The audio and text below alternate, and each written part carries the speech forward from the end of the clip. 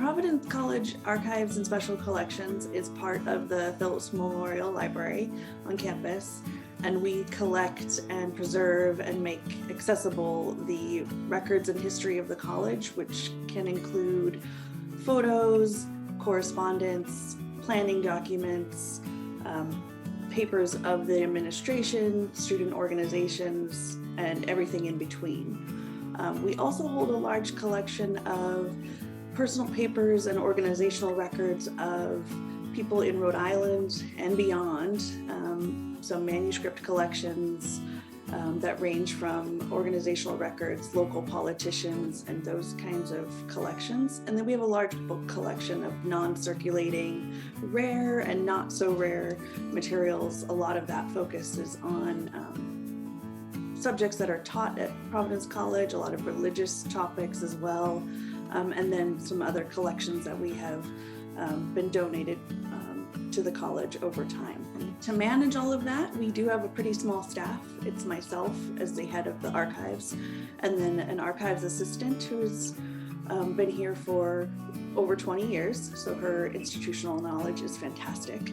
And then we also usually have a graduate assistant from the history department, and then student workers.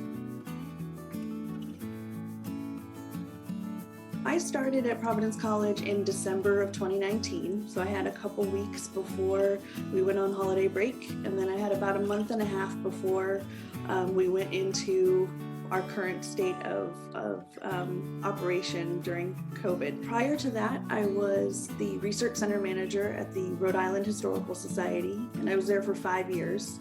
And before I became a librarian or an archivist, I was a middle school teacher in Washington State, where I'm from. And I took some time off and moved overseas.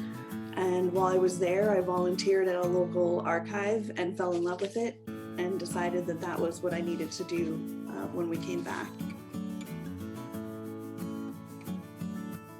So we have a few things going on. We always have a lot of projects going on. We're supporting the college's social media and different commemorations of different events on campus. So we sort of have our hands in a lot of different projects.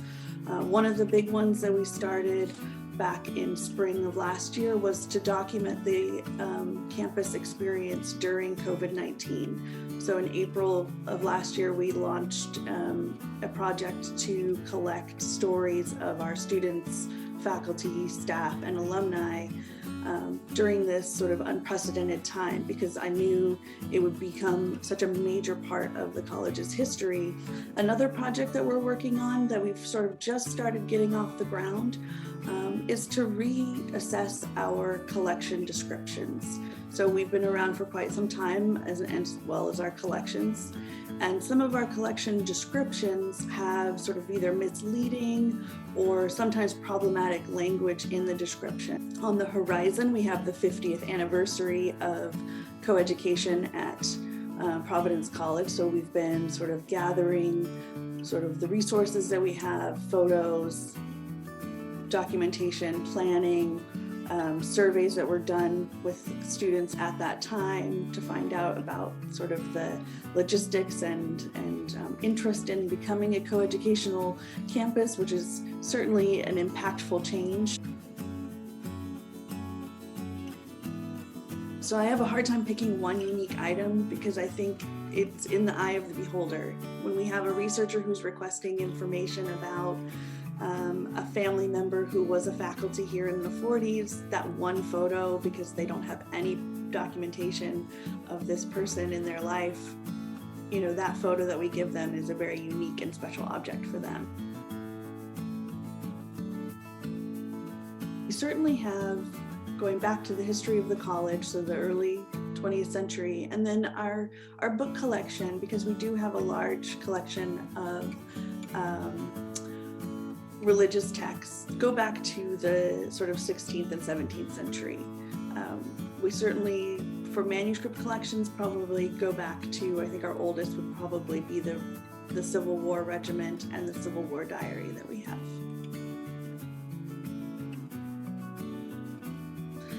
You know, for me, as the archivist, my most surprising items are just the multitude of amazing student life photos that we have, and just documenting the experience of students on campus over the years and how many of them have yet to sort of see the light of day in recent years. And so it kind of gives me an opportunity to sort of show those off again. We're here during this time because of the way that you work with collections.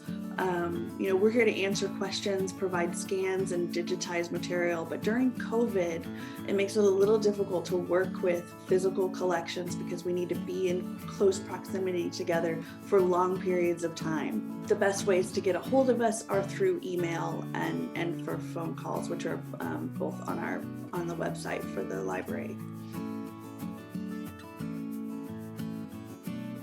We are here for faculty and students, both as research tools, but also teaching tools. I think, we're here to provide students with collections and research assistance for their upcoming thesis, for a research paper, and also just because we are connected to the other area libraries and archives that may hold material more related to their research interests. We can help navigate that, which can sometimes be intimidating for people who've never been to an archives.